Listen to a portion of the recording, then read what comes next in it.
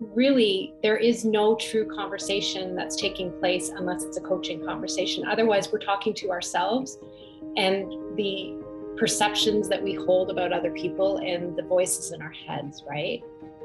And so, you know, when you were talking, Ram, and so much was coming up for me, and you were talking about seeing people's potential and everything else, I just thought, like, imagine a world where teachers had coaching skills, parents had coaching skills, everyone in a position of any influence actually knew how to listen to people, how to care about people, and how to communicate with them. And you know, we talk about powerful questions. A powerful question is actually asking someone a question. We talk about this humble inquiry, right? Without thinking we know the answer. It's actually communicating with people in a way that we don't actually think we know what they're thinking, or we don't think we know what they're about to say, or we're not trying to force words into their mouths.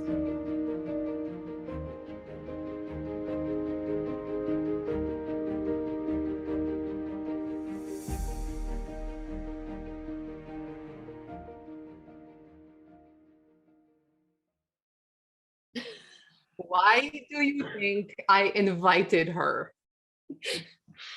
Hi, everyone. Do you think I invited Tracy because I like her? No. Yes, that's exactly why. Of course not. Oh, nothing like starting off the day with a dash of humility. Yeah, absolutely. Oh, yes, that's what it is. That's what it is. Yeah.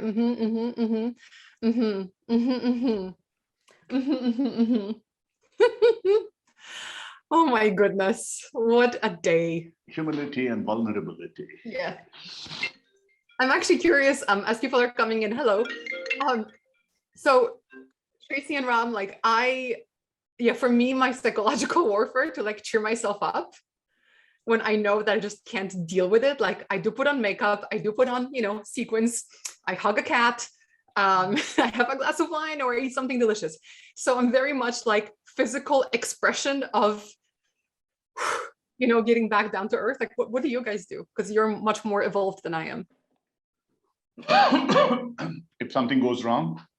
Yeah, like when you just feel like, oh my God, I want to punch the world in the face. What do you do? I mean, for me, Tracy, you go first. Yeah. I have to change my context. Like I find that I'll get stuck in something very easily. So I have to switch what I'm doing. So maybe that's like jumping in the shower. Maybe that's going for a walk. Maybe that's putting on music. But like, I find that I can't just try to switch my thoughts alone. I have to shift my context. And then sometimes I just have to allow myself to be mad and be okay with being mad. And then that helps me kind of cycle through the anger as well. Like I said, you're more evolved than I am. Ram, what do you do? I mean, I do what I preach. The ACT. I go into my sensations. What is it feeling at that point in time? Why is it feeling the way it's feeling? Is there a background? Is it something similar to what happened before? What is it it's representing for me? And by the time I finish, it's gone. Just look into it. Look into that negativity. That's all you need. Gosh, what we try to do is to run away from it or get mad at it. Neither of them helps. Just look into it. But you have to practice it for a while because it's not that difficult, but it's something learned. It's not something that I can teach you. It's something that you have to experience for yourself. Mm-hmm. I had a long conversation with Ujjwal, I think day before or something. He wanted to know about something that I wrote in one of the blogs on Nisargadatta Maharaj, one of the great saints of India. And it went on. I wish I had the sense to tell him, please record this, because we went on to things which I never really talked about before. Not in the sense I didn't want to talk about it, but the questions were not such that they evoked the thoughts. But I told him, please write it down, and can you please send me something that you can write a blog on what we talked about. Anyway, let's see. Okay. So this wasn't the webinar. So to those of you who came in and they're like, what is happening? What's happening is just, it's the end of the year, and I feel like that can be my excuse for regressing emotionally and maturity wise. So I find myself regressing a little bit. So, Tracy and Ram are here because they just progress. That's okay too. That's okay too, sometimes. But anyway. All the time, yeah. Hello and welcome officially to our webinar today. And I'm going to stick around for this one so that I can ask some good questions and maybe give some answers that are decent, or maybe even good. We'll see. But today's webinar is not just Future of Coaching, which is our series on this second Wednesday of the month. It's about the future of coaching as we see it at Coacharya, and about a little bit of looking back of, how we got here and how we've changed and how we're continuing to change and kind of what's next. There are several reasons for this. One of them is Ram's 10th anniversary as a trainer. Yay! Not Coacharya yet, because, Ram existed before Coacharya. I don't know if you guys knew this, but his middle name is not Coacharya. That's his suffix. So Ram has been training a couple of years prior to Coacharya's existence. So good job, Ram. We are very proud of you and thankful, because without you, we literally wouldn't be here. So thank you, sir. What will I be without being pointed out how old I am? That's okay. I didn't say how old you were. I said you were the trainer for 10 years. Oh, okay. Maybe there's something there that you're reading into. Shall we explore that? I know. I'm reading into it. Absolutely. Oh my God, I called Ram in a, What was that, Tracy? Oh. Yeah, in an assumption. But that's the truth, right? It's okay. That's okay. Continue, Magda. Continue. Yeah. No, Ram, you're awesome, and we love you. And stop, because you're going to live forever and also be at Coacharya until you change your name to Coacharya. So congratulations, Ram, and Coacharya soon. Congratulations on 10 years, but that's like in a year. So that's one reason we're here. Another reason we're here is because we've been changing a lot at Coacharya in basically every way in this past year. So we thought that the end of the year, the Future of Coaching webinar, to kind of finish off 2021, that is the year, right? Time has blended in the past few years. 2021, yes. It'll be nice to talk about that and kind of, stipulate of where we think we are going. Because this past year, we've grown a lot as a company and as people and as staff, in terms of programs that we offer, in terms of impact that we have, in terms of the international community that shows up every single week for these webinars. I mean, it's been a tremendous year in basically every measure. And one really cool thing that has happened is that the work that we do with corporates has also evolved. I won't say shifted, because there's, we're still doing the traditional coaching with, one-on-one, but we're doing so much more. And we find ourselves bringing in the coaching mindset and coaching competencies into a lot of areas of what we do, whether it's training or whether it's going in for corporate programs, or even how we interact with each other at Coacharya. So it's just a really cool shift that's been happening. And frankly, it's pretty neat. And we kind of hope that more people get to experience the kind of shift that, our culture has experienced. So that's it. We're doing great. You guys are doing great. Webinar over. Right, Ram? Anything to add, or should we just end now? Sure. What's your question? How was the year for you, Ram? What did you learn? Okay. That's interesting.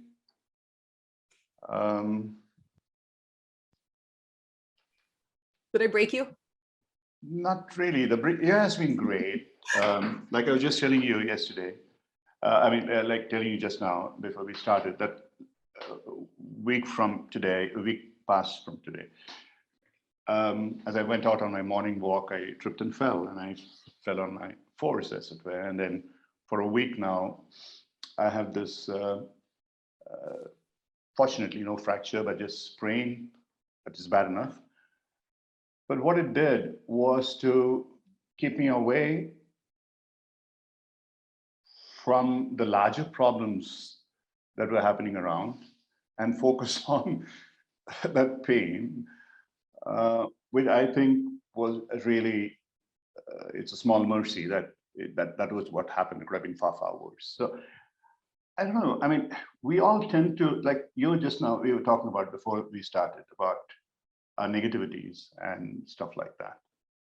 And if you look at it in the context of what's happening around, literally millions of people dying, what the hell are we talking about? What crap are we talking about?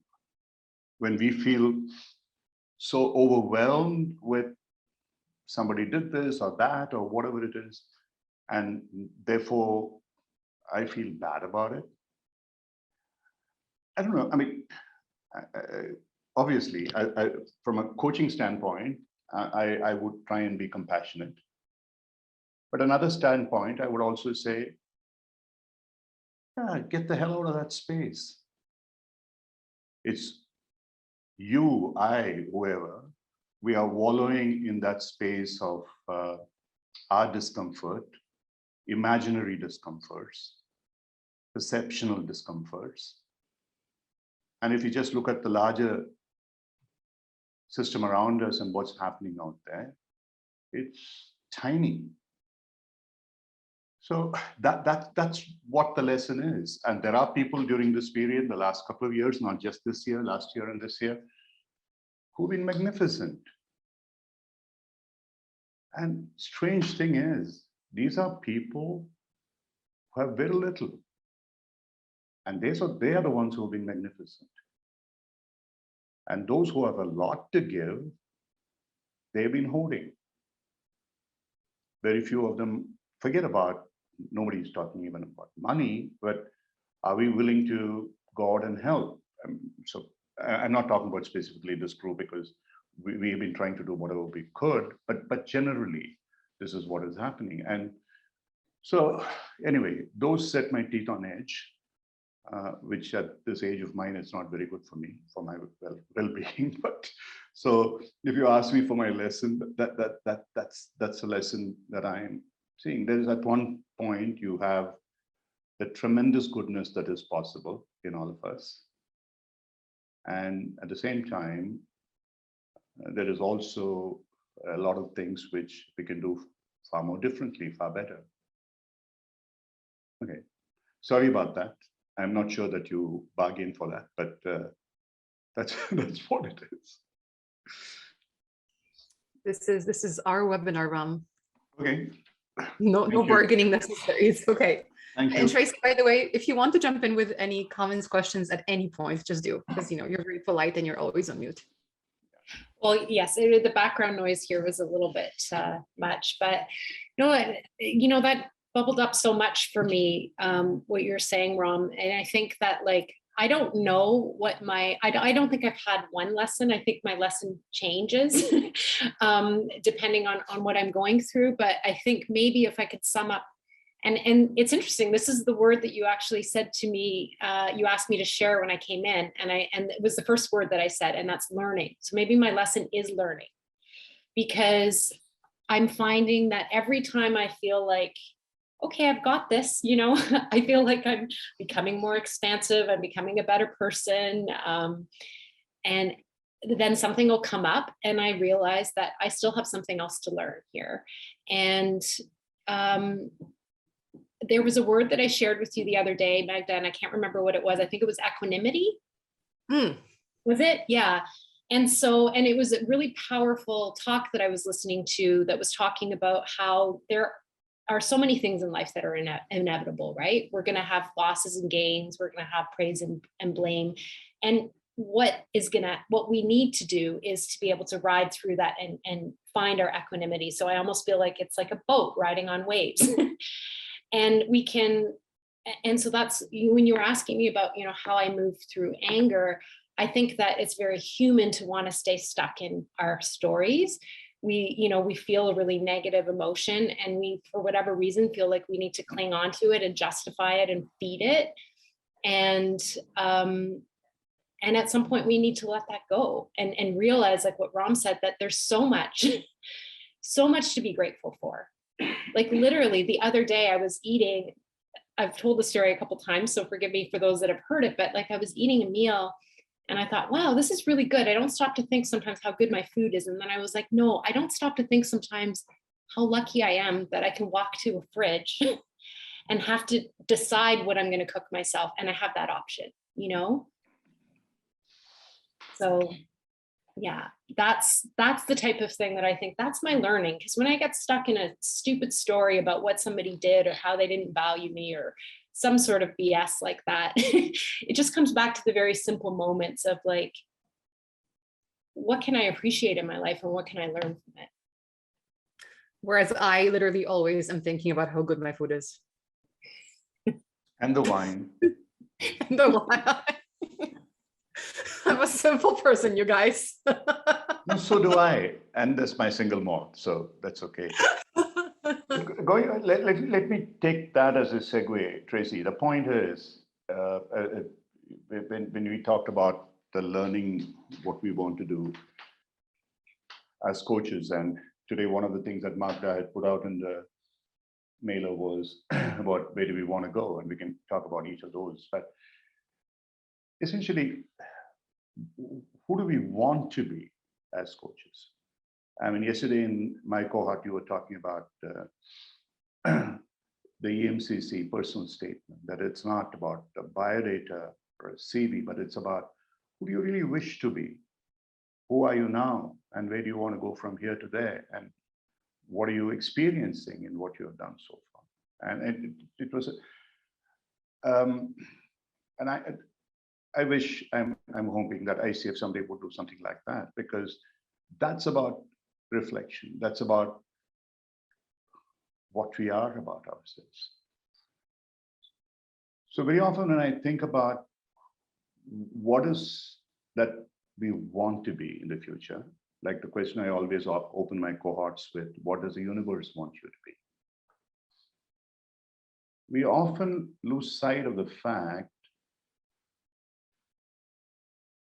that the future in many ways is derived from our past, whether you like it or not. And actually, this whole concept of what coaches love to talk about, be in the present moment, is just a myth. It's just an illusion, very often a delusion, because there is no present moment. The moment you start with the moment is gone. So what the heck are you talking about when you talk about the present moment? And then we talk about, oh, we want to be in the being state. And the moment you get into the being state, all that you can, I'm speaking from experience of many, many years. In any form of meditation, including Vipassana, that the worst thoughts come up for you when you try to be in the being state. And it takes a long time before they are purged. And therefore, the first thing when we talk about the future is to understand how we can take care of the past that we have lived. You talked about the lessons, whether lessons are good or bad. Do we need to be healed? We talk about in our Create Our Future program, we talk about relieving through reliving and so on and so forth. The whole purpose of that is go back and look at your past. Look at the way that you have lived your life. And this is what our ancient wisdom says. Now, if you think that they are idiots who said this, today genomics actually tells you very simple truth, that you and I are a mix of the sperm and the ova of our parents. And this goes back to generations. And therefore, if you take in US, North America, you just pay less than $100 and you can get your whatever DNA profile, whatever it is. And many people have told me that they are amazed at the ancestry that they've had. Not so much the Americans, because America is a melting pot, but many people who are Indians, for example, or Asians who, for the most part of their lives, or the parents or grandparents, they have been from India. And they find the DNA has mixes of, God knows, Eskimos, Mongolians, or Native Indians, or whoever it is. So actually, we forget that our ancestors gamboled around the continents and the ocean, doing whatever they did to produce more offsprings. And so we all have a mix. And that part of it is actually carried within our reptilian brain, just on top of our cerebellum. And that drives us in terms of our instinctual responses. And this is exactly what it is when explained as a karma. It's nothing but the fact that you have a lot of this stuff from your past, which has been downloaded to you from your ancestry. And a part of it you are reliving in this life, and how do you cope with it? That's a totally different subject. But the point is, if we want to really understand what we wish to do in the future, one of the things that we must understand is there's probably going to be very little that you're going to do very much differently from what you or anybody else has done. The other day, Magda, we were talking about, you said people are copying you. So my take on that was, yeah, I could get worried if I had said anything original in my life. I didn't, because most of what I have talked about is based on the concepts I have learned from either ancient wisdom or modern science. And so it's just my experiences, the perceptions, which I'm mixing with that. So everybody has the right to, so the whole nonsense about IP and copyright, this thing is total crap. And there are idiots who are trying to copyright things like some very fundamentals of yoga as modern American stuff and try to get the IP on them. So that's unfortunately the way the world is today. When you look at this in a totality, the understanding today, either from the ancient wisdom, at least the Vedic wisdom of Hinduism that I'm familiar with, to call the Brahman, which is the ever-expanding universe, which is the true reality. And quantum science says the same thing. You can keep talking about the Big Bang till you croak your last croak, but there is no Big Bang. Where did the damn Big Bang come from? There must have been something before it to create the Big Bang. So the universe always existed, is existing, and will always exist. And this is what Aristotle called the potentiality, and what the Vedic system calls and Buddhist system call, and within which all possibilities are already out there as a database, as it were. It doesn't mean we don't have the free will to do what we want. It's not about destiny. Within that, we have the options. So within that large potentiality, we have the capability to choose our actuality. And when I look back in terms of, yeah, what have we done so far? Apart from the fact, even if I don't go through my multiple decades, 7 now, but probably the last 12 years or so, one of the things that came up for me was, like Magda said, yeah, I started coaching journey accidentally, as it were, roughly 10 years ago.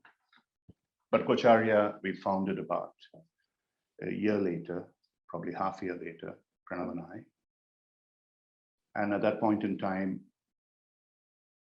I had started a cohort in December of 2011, and then run, and that went into another, and I realized that this wasn't something that I was going to be able to cope myself.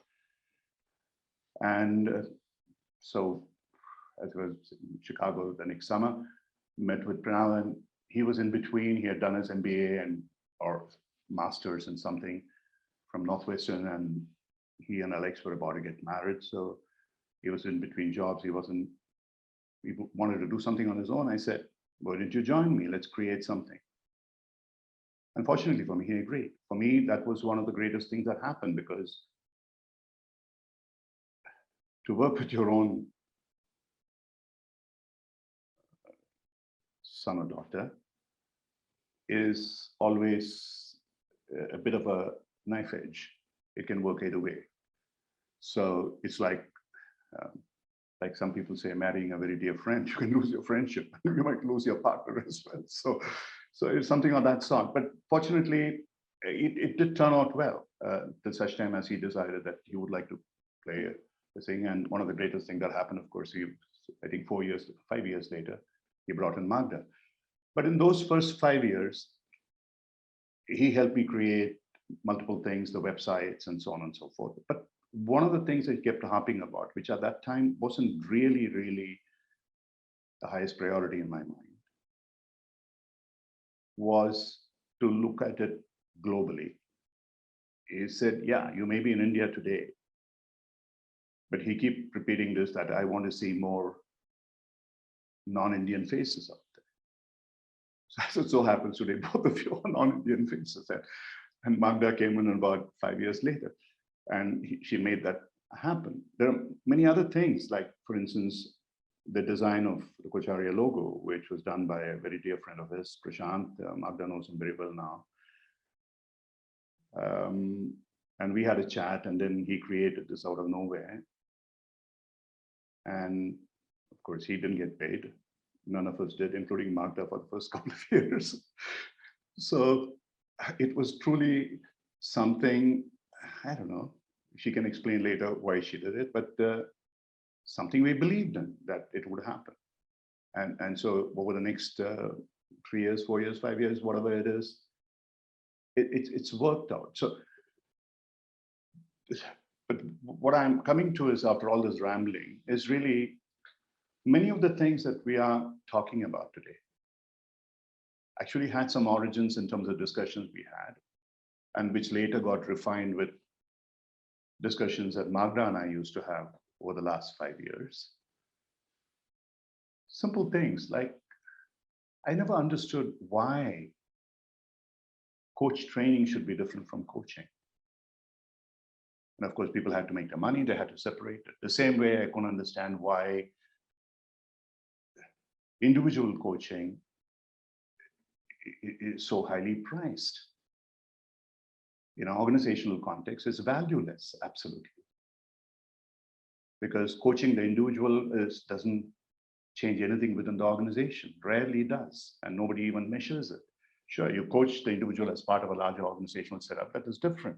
So many of these things, we can go into each one of those a little bit separately, but our concept today that we should have coaching as an integration of multiple things, that we should be looking at it systemically and so on and so forth. These were thoughts which arose in those years, and they probably had a past, because from my own experience of having been a creator of companies, CEO, and all that kind of a stuff, and I found, unless you really had a much larger viewpoint about what needs to happen, it's not going to work. And so today, you guys know that because you're working in some of those areas. Ultimately, companies are coming to realize in these days of the pandemic, in terms of these rapid changes, anyone who thinks that he can predict or she can predict the next year with any kind of certainty is totally out of their blessed minds. The collective behavior, what for a better word you might call culture, is going to be the most crucial. So how do we create that collective behavior, that culture? If you can find another word. Magda told me that culture is too difficult a word to understand. Yeah, maybe. But it's collective behavior, and that's what really drives everything. From what Peter Drucker said, culture is strategy for breakfast, anecdotally. But how do we do that? So I'll stop here. Let me try and, with your help, try and get more focused in terms of what I should be talking about. My cat has interjected. So you said Magda will maybe explain, what she saw in this. What I saw and what I still see, and where I think our future lies, I think it is, culture is the right word. I don't know how to make it more understandable to more people, because we're not just talking about this hair flying everywhere. It's what you have a cat, that's what happens. Because we're talking about impacting not just people in organizations, but people, right? So what I saw in Coacharya and in this thing that we are now building together was potential. And potential is still what I see. And, you know, you hit the nail on the head when you talked about the past. And there were many reasons why I thought this would be a good idea, especially because you and I have such complementary skills. But one of them was that I had experienced coaching before and I did not have a really good experience. And then I experienced coaching with you and I was like, holy crap, this stuff can really help me figure stuff out. You're not standing there telling you what to do with your years of experience. Magda, do this, and here's how you should behave and act. No, you're asking me questions to make me think and to challenge me and to make me kind of go, oh crap, like I literally didn't see this before. And that's what I thought was really, really exciting, because we get so stuck in our inertia of life and we get so stuck in like negativity, because it's easier to complain than it is to be like, wow, I'm alive and I'm healthy and my cat's tail is poofy and things are lovely. It's much easier to be like, you know what, it's really cold outside. I don't get to go for a walk again. This sucks. And what's really nice is that coaching unlocks potential. But the reason why coaching that I experienced previously was not good, I'm going to be diplomatic here, was because it was this old school coaching you talk about. It was this, oh, we're just going to, it's with an individual, it's like with the leader, the coach is really expensive, magic will happen because some of the C-level people got to talk with a coach, and there were other things there too. But what I'm trying to get to is that talking with you and thinking about ideas like detachment, ideas like applying a coaching mindset to things, not just being coached, applying coaching skills to self-coaching, so that you aren't always relying on another person to get this benefit, but it's something you can think through. All these things to me added up to say, this is stuff that we can make available to anyone. You know, we can't make them want to learn it or apply it, right? You can bring a horse to water, but you can't make him drink. But you know what? Let's bring the horse to water. Let's put that trough in there. Let's make sure the water is fresh and the right temperature, and do what we can to entice the horse to drink, because we know that it'll soothe his thirst, right? So to me, that's what we are doing at Coacharya. Is we're practical. We are a business. Obviously, you know, that's what we are. So we have the various things that we do in terms of training and coaching, and we launched a shop a couple of days ago, and we have, you know, the coaching marketplace. There's different things that we do to keep the lights on. But the larger purpose that I'm seeing from this community is this kind of open sharing. Even this webinar, every single week, I was going to say day, but that's not true, but every single week, almost every single day, I get an email from someone who's completely new to Coacharya. And they tell me, oh, I found you guys through this video on YouTube or through this blog post, and I had some thoughts. And, you know, when I clicked on the link, I thought, oh, I'm going to have to pay blah, blah, blah to be able to listen. And then it was free. And I was like, what, how? And that's so great, because it's one more person who can get access to knowledge and to content and to this thought-provoking stuff that I think we do. And that person can then pay that forward, and slowly but surely, where I think we're building this, you know, bit of a snowball where we really are making coaching more accessible, and we really are helping people not necessarily realize their potential yet, but to make them aware that they have the potential and that they have it in them to realize that potential. We're not going to do it for them, but we can bring them the tools and the thought processes that can help them get there. And you know what? Just like there's, you know, death by 1,000 paper cuts, maybe this is life by 1,000 questions. I don't know, but slowly but surely, I think we are making an impact. And the bigger we get, the more impact we can make. So that's what's exciting for me from the beginning. And as we grow, as new things happen, that's what keeps me excited and energized for all these webinars and for daily work, because I'm seeing this potential growing and growing and growing, and I'm seeing that it's sticking. And it all started with you, Ram. And that's pretty freaking cool. So thanks. Thank you. You're welcome and pleasure. A couple of people asked something which I wanted to get into, self-coaching. Um, in my experience, in my opinion, all coaching should be really be self-coaching. Yesterday, I was in a cohort where actually Cindy and I bartered.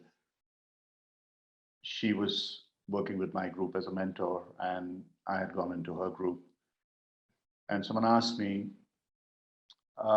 yeah, this client wants me to talk about something, ask me questions about business models and stuff and so on. Yeah, when I try to explain it and person doesn't understand, so what do I do as a coach to be able to do that? Or similar questions have been asked of me by people who are coaches. This client seemed to be unable to define an outcome. And so what do I do? It's none of your business as to whether the client knows something or not, or the client wants an outcome or not. It's a client's business. Your job is just to be there and hold the client's hand, as it were, without offering your 2 bits of wisdom, which are going to be garbage, because they have nothing to do with the DNA of the other person coming from you, who may not even understand unless you have tremendous empathy and you're able to put yourself in that person's shoes. I'm deliberately being aggressive here because this is what screws up coaching the most, where the coach feels I have to do something. The whole thing is about my performance. How is my performance going to be measured? Your performance is going to be measured when the client turns around and says, I did it myself. And that's the best compliment that you can ever get for yourself. So the only thing that we all need to do is to help the client discover themselves, self-coach themselves. You don't have to worry about, okay, after my coaching, I don't want to create dependency on them, etc. Fine.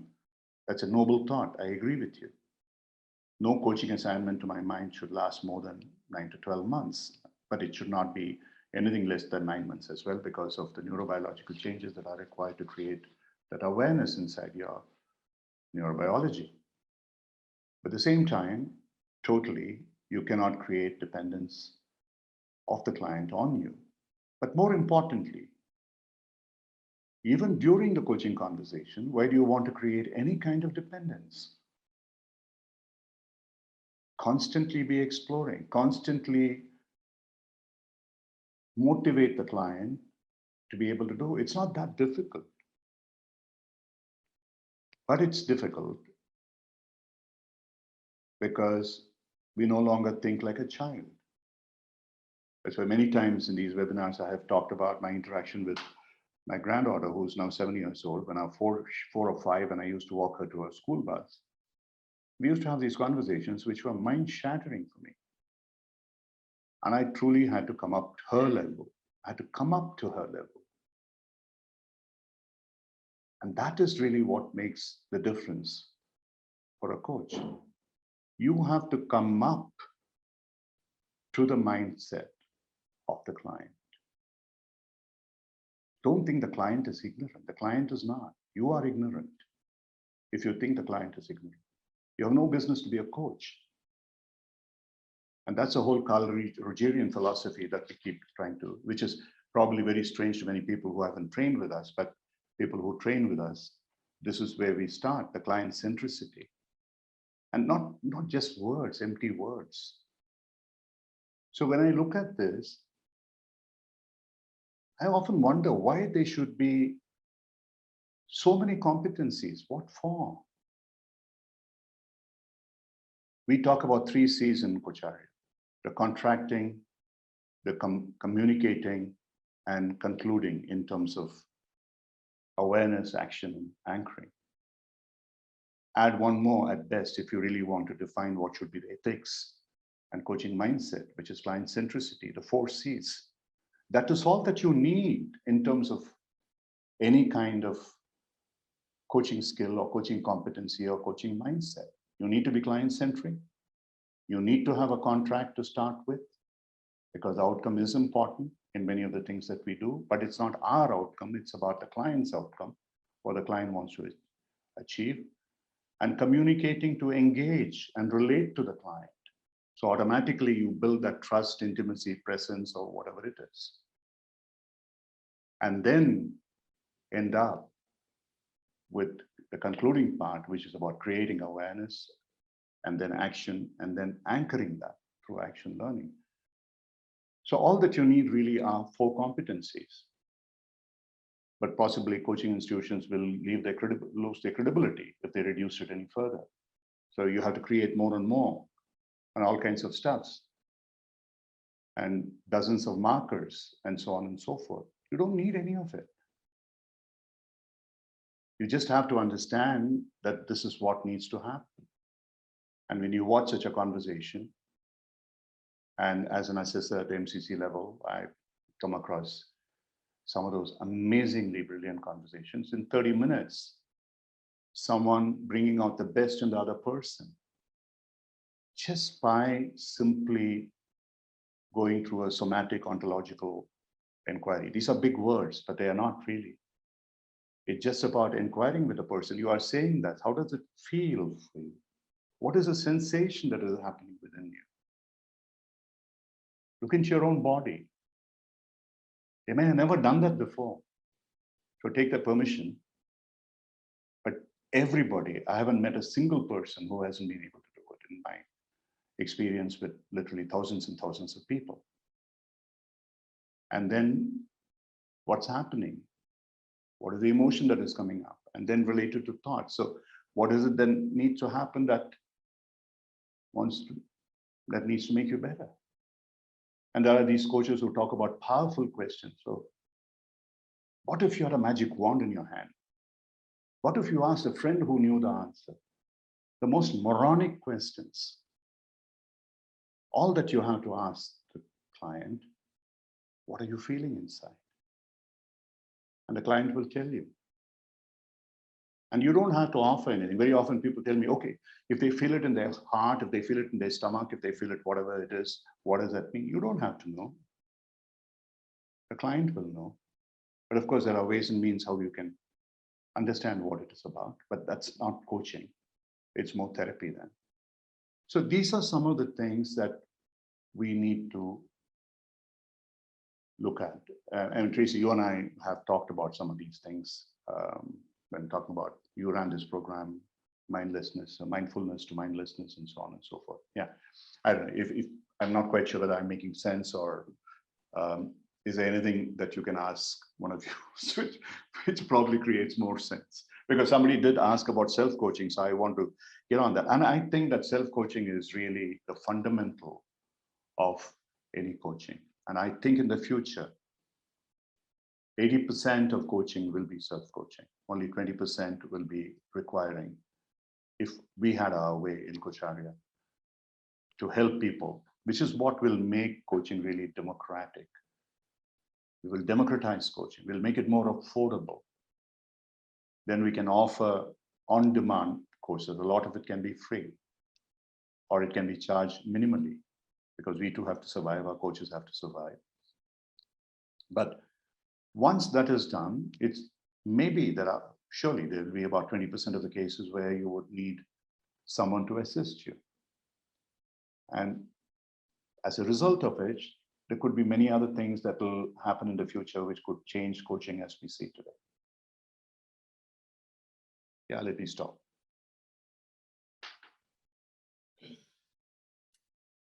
You know, and I love these conversations. And when I was thinking before this webinar, like, what do I see as the future of coaching? What came up for me is almost that we don't even need to call it coaching anymore. It's conversation, because really there is no true conversation that's taking place unless it's a coaching conversation. Otherwise, we're talking to ourselves and the perceptions that we hold about other people and the voices in our heads, right? And so you know, when you were talking, Ram, and so much was coming up for me, and you were talking about seeing people's potential and everything else, I just thought, like, imagine a world where teachers had coaching skills, parents had coaching skills, everyone in a position of any influence actually knew how to listen to people, how to care about people, and how to communicate with them. And you know, we talk about powerful questions. A powerful question is actually asking someone a question. We talk about this humble inquiry, right? Without thinking we know the answer. It's actually communicating with people in a way that we don't actually think we know what they're thinking, or we don't think we know what they're about to say, or we're not trying to force words into their mouths. And if we could all have these conversations as the way we communicate with one another, then we wouldn't even need to talk about what coaching is anymore. Absolutely. We probably have world peace. Yes. Yes, of course. And congeniality, if you want to add. Okay. So, yeah, Tracy, like what you ended up with, and someone asked a question here. Rochelle, how would you differentiate between old school coaching versus real coaching? I don't know. I'm not saying that old school coaching, it all depends, right? I've come across coaches who are not even credentialed. They don't care about being credentialed. And they are my mentors in many ways. Fiona Adamson, Peter Hawkins, people like that. I don't know, you would call them old school coaches or real coaches, I don't know. But they are fantastic coaches, because all that they are really bothered about is the other person as an individual. They would allow that person, I don't know, I mean, Magda can probably put the link to it. Fiona did this program with us on transpersonal coaching, and she did a 5-minute or 10-minute demonstration. Oh my God. It was magnificent. That's all I can say. The way she looked at that person and said, hey, I see your arms being like this, tensed or whatever it is, what's happening out there. And she just continued that for a few minutes. And by the end of it, that person turned around and said, and she's an MCC coach herself, and she said, look, whatever I came to you for, I have the answer. You didn't ask me anything about it. Just by, and Tracy, you teach ontology and somatics along with Raymond. So this is something that you have done. I mean, these are big words, but they can be simplified. They can be put into a very, very simple approach. Yeah, Magda, sorry, you were about to say something. Yeah, I interrupted you. Oh, I don't think so. I think I was just trying to be punny. Please. Okay. I don't even remember what I was saying.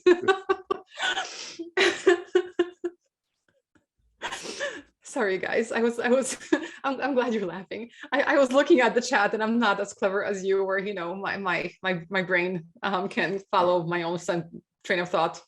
I'm definitely shiny objects type person. Yeah, I just want to address this question, Magda. There's some Please. Sandy Pond. Yeah, somebody has been a personal coach for Michael Jordan for 15 years, somebody else, etc. See, look, the point is, it's like this. When somebody tells me, I mean, Michael Jordan and people like that in sports is somewhat different, because it's not only about the behavior, it's probably about this thing, but I don't know whether Tim Grover was purely a behavioral coach, mindset coach, or whatever it is. Honestly, if you ask me, I had a person who I was introduced to as someone great. I don't remember his name. He might have been one of these people, I'm not sure. So that person asked whether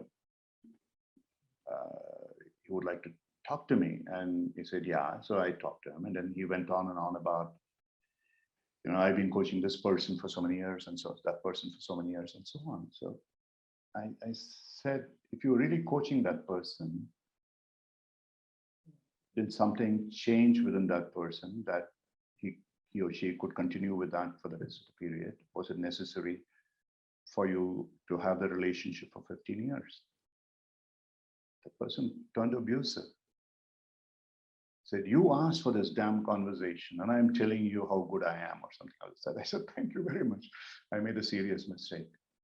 So I don't know. I don't want to imply anything about these people. All I'm saying is that, like one of the other persons in the audience said, that my job is to make the client independent of me.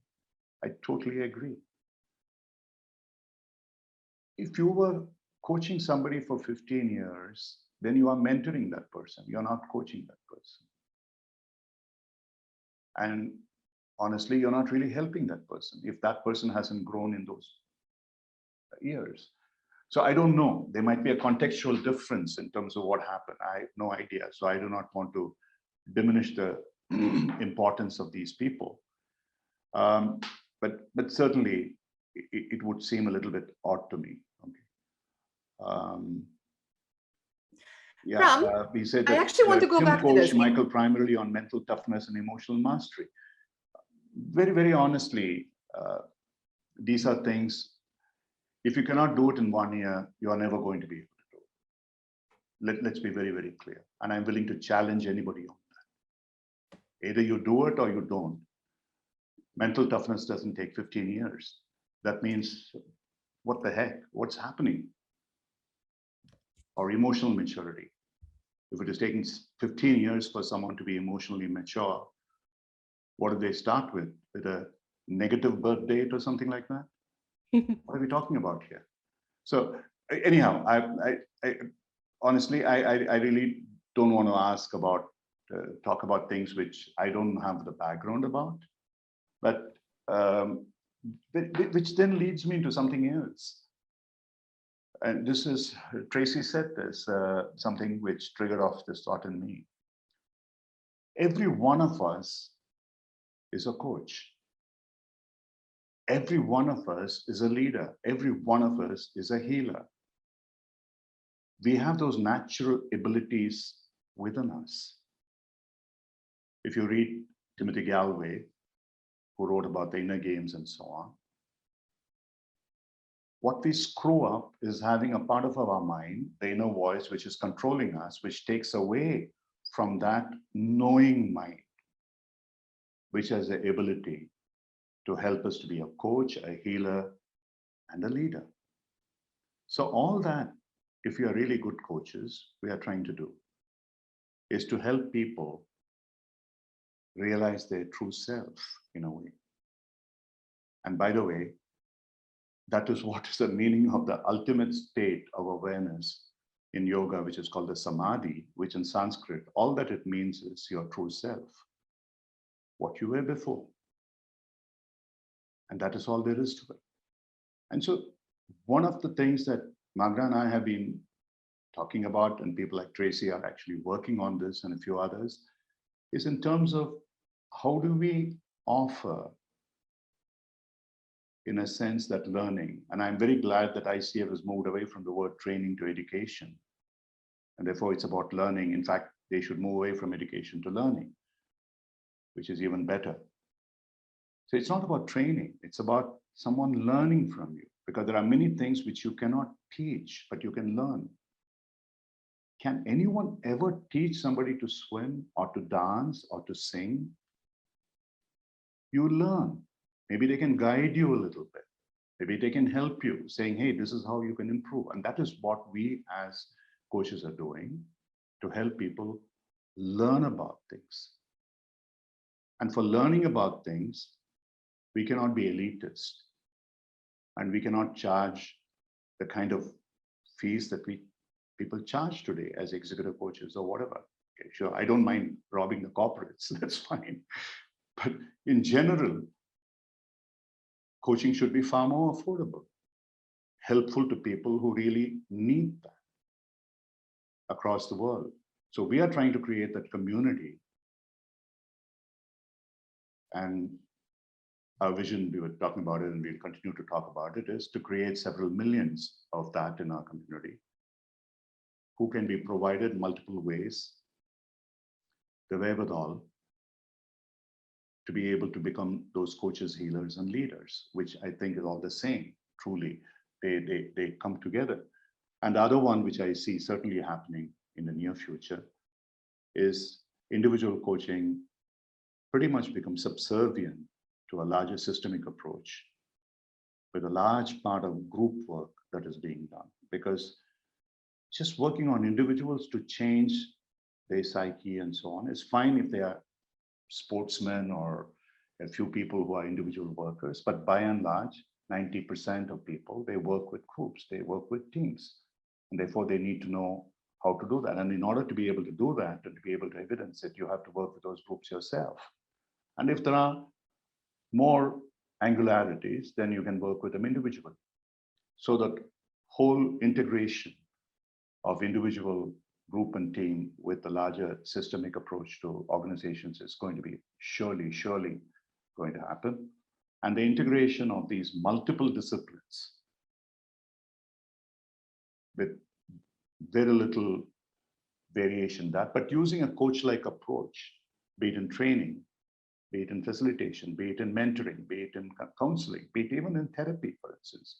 After all, Carl Rogers was a psychiatrist. And his whole concept was the physician knows nothing, or the psychiatrist knows nothing, the client knows everything. So the whole answer lies in how do you create the awareness in the client and to be able to understand from the client as what best you can offer that person. So these are the things we would see happening, that coaching becomes, in a sense, an arrow point, as it were, in leading, directing these various approaches. So people are not going to look for, even today, many companies have turned around and said, we don't want coaches. Our executives do not have the time to gaze in at their navels. They are not trained to be Buddhists or monks or whatever it is. They want to go and get something done. And therefore, you need to adapt yourself to what their needs are. They are not going to adapt to this thing about, oh, this is how I create awareness. So if you want to do that, you've got to use multiple methodologies, which could be micro-learning, it could be action learning, it could be facilitation, it could be group training, it could be self-reflection, it could be role plays, it could be whatever. A coach has to become, by necessity, a kind of an instructional designer, as it were, which is what I think Tracy has no background, nor do I have a background, nor does Magda have a background. That is what we are. We learn and we try to design our courses in whatever way, amateurish way perhaps, but it's a lot better than what many people offer in terms of trying to ensure that the client is at the center of it, the learner is at the center of it. The training or that presentation is not about people trying to understand the wisdom of the trainer. I would much rather be considered ignorant by asking questions of my audience. So these are some of the things I think are going to change. And I also see a humongous role of technology in this space, which we can't even think about today. Whether it is artificial intelligence or neurobiological approaches into emotional intelligence and stuff like that, we are going to have more and more tools and techniques which arise from technology, which are going to make the coach's job a lot easier. It's not going to replace a coach ever. There would still be the need for those people who can really communicate with one another. But there is certainly going to be, it is going to weed out all those coaches who are looking for powerful questions, who are mugging up those 20 or 30 powerful questions and see how it is going to happen. The software can do it a lot better than you can, believe you. Okay, I'll stop here. Yeah. Two things I want to say. One, I not the one to be rude, but fool with a tool is still a fool.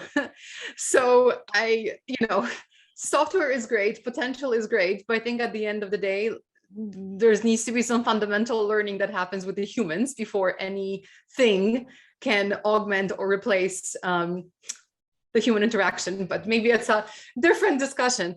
What I wanted to ask you about, because we need to wrap up, is you brought up systemic coaching. You brought up, the curiosity that a coach needs. I mean, I often hear you talk about being childlike as a coach, and I love that, because you don't have the baggage. You're curious, like you want to understand this person, and that's so lovely. And people who understand this and buy into it, awesome. But the reality right now, today, not a year from now or 10 years from now, is that a lot of coaching happens in organizational context. And there is the shift from just, individuals getting coached to, like you said, teams and groups and combination and different kind of ways that coaching happens and learning happens. But what, as coaches who are in the audience, who are probably have these kinds of clients, what can you say to organizations and especially to leadership in those organizations, of the kind of benefits of this systemic approach and why that is the way to do it? Because, the reality is, if an organization is 1,000 people, and only, even if you are doing team intervention, but it's only for, let's say, the 10 people on top, it's still not going to change anything below them. Tell me, what are the benefits of kind of getting coaching into an entire place? Two things that need to happen. One, within the coach, today many people tell me, why do you charge the same thing for coaching 10 corporate leaders as you would for one person? My simple answer is, that's the time I spent with them. So if a coach is looking at how can I make more money by charging 10 people 10 times or whatever multiples I can extract out of this, I think they are being unethical. That's all I can say. And then you are looking at the value that you can provide in a systemic coaching to that organization by convincing them that you are able to measure effectively the effect of your coaching because it's related to organizational goals. And then you become committed to that. You have to take accountability and responsibility for it. You can't say, like some of our credentialing agency used to say earlier, the coach is not responsible for the outcome. The coach is damn well responsible for the outcome. If you're taking money from anybody, you are responsible for the outcome. You better make sure that there is an outcome, whatever you need to do. And secondly, it's not just that one person, but a bunch of people, and it can have a cascading effect. And we can teach those people how exactly they themselves then go around and doing that. So maybe you lose business that way, but you gain in many more ways. The organization trusts you because you are really working at their interest and you're not looking at making money yourself. These are some of the things in the systemic, apart from the fact there's a very powerful OD approach in systems because you are ultimately aligning the individual with the teams, to the organizational value systems and culture, which today of all days, and when I say today, this period, it's most relevant because the word VUCA is no longer a concept, it's a reality. Things are changing at a pace, you have no idea what is going to happen tomorrow. If I want to fly out to another country, 1 week before, I could have done it, but today I can't. And there are people I know who have been turned away from their destinations or the airports or whatever it is because of something else happening. So every day it is changing. And it's going to be like this in one way or another. The COVID is not going to go away. There will be something else. We humans are bringing it upon ourselves, and nature is finally saying, I have had enough. Screw you, is the word. So we are getting that anyway. So as a result, we need to be able to help organizations manage change. And the systemic way is the only way that I know that you can use to help people manage change, by adapting their culture in a way that is amenable to what needs to be done in the current situational reality. And you have today good tools which can measure what people's felt needs, pain points are. And to be very honest, some of them are absolutely free. If every one of you as coaches just train yourself to use the Jungian personality test, like 16 personality, and don't have to pay for getting certifications with somebody else, and just understand what it means truly, and also the Johari's window for teamwork. If you just master these two, you don't need anything else. And you can create your own 360s, you can do whatever you want to do. Don't have to pay God knows how many $1,000s to get certified in all kinds of psychometrics, because they are the flavor of the month, because you can afford it. So, and there's something called Enneagram, which is a little bit esoteric, but it's an amazing tool if you really get to know how to use it. I still don't. I'm still struggling to understand it. So these are some of the tools that you can use to be able to help people.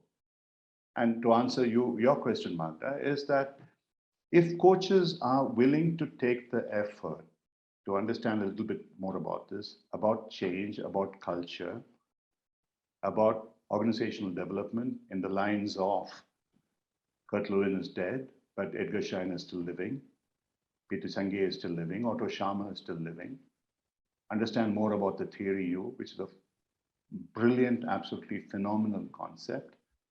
Some of these will literally get you up to speed in terms of working more systemically. Even when you're doing individual coaching, you can work with a systemic approach. And you have to shed that, whatever the hesitation is. There are people who tell me, I don't like to do group coaching. Perhaps because you think it is because of training. But you can do training in a coaching approach. You can do horizontal training, not vertical training that you're used to. It can be facilitated. So think about this. These are things that you can do. Yeah, I know we are probably almost at the end. Yeah. We are. Tracy, anything else you want to ask Ram to wrap it up, or should we wrap it up?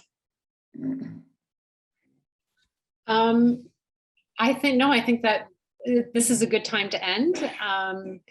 The only thing I wanted to add that came up for me earlier when someone was asking about self-coaching is the key to self-coaching is the same as coaching. It's client centricity, except that we hold that for ourselves. Which is hard.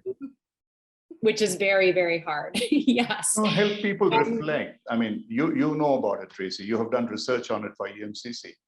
It's about just reflection. Take time. How many of us even reflect every day at the end of the day as to what has happened? What could we have done differently? That's all that we need to do. And in that reflection, though, there has to be the acceptance, because otherwise we're just reflecting on everything we're doing wrong, right? So there has to be this belief that there has to be a belief in ourselves, and there has to be a generative belief, and that holding it in that allows us in our reflection to question our assumptions in a stronger way, because it's not threatening our sense of acceptance for ourselves. I mean, I'll add to acceptance, you have to be vulnerable, and you have to express gratitude. These are some of the things, and you have to be loving yourself. The reason why people hate one another is because they hate themselves. That's where it starts. So if you want to distribute love, start learning to love yourself. And then you will do that. Okay, thanks a lot. Thanks, Tracy. Thanks, Magda, for this wonderful. Tracy, I think I have homework for you. Uh-oh. What is that? Well, To you too, Ram, but let's be honest, Tracy's going to be the one who's going to do a really good job with this, not you. I think we should do something on reflection. I think we should do like a art of reflection, power of reflection, how to reflect, because I feel like a lot of us, like with many words, we put our own definition on what it actually means. But I bet you that, you know, even though our audience is incredibly smart and experienced, I bet you at least half of them didn't think of the words acceptance and vulnerability when they thought of reflection. And I think it'd be really, really cool. So that's your homework. Yeah. So in early 2022. Magda, somebody had put words into my mouth, which I didn't say. Somebody said that I mentioned Hogan as a recommended psychometric text. I did not. Please. Oh, I think you referred to it though. That it's I referred to it as something that you don't need possibly. Yeah. But they would hate me for it. But anyway, I mean, if you can afford it, that's a different thing. 16 personalities, Johari's window, and Enneagram is what I said. For those who have difficulty in how to spell it, Magda, maybe I'll write it. Spell it, that's all. These are the 3 tests that I really talked about. But like what Tracy said earlier, it's about, you don't need to have any of those. You can just use conversation. You can just talk about sensations, emotions, etc. All that. Yeah. I don't know who's ringing. Is it me? Oh, sorry. Yeah. Oh, it is Ram. Okay, cool. Okay, I didn't mess up. Thank you. I'm sorry. Yeah. That's okay. It's okay. I'm always happy when it's somebody else messing up and not me. Anyway, thank you, everyone. Thank you, Ram. Thank you, Tracy. Thank you, our lovely audience. Thank you. This was lovely. And I always feel smarter whenever I listen to the 2 of you or one of you individually or together. And I always feel inspired and motivated to learn more. So thanks for that. To those of you who are listening or watching later, please just check the episode notes because we'll put links to the various things that we talked about today. There's quite a few blog posts that Ram has written. He's written a book as well, which I added to the chat. And you can get that on our website. And a lot of the things we talked about, the concepts, how they tie in together, that is covered in that book. So I think you will find it very interesting if you found today interesting. So thanks for being here. And we will see you next week for our coaching colloquium. And that's that. Come with an open mind, open heart, and open will, and we'll learn something together. Thanks, everyone. Bye. Thank you.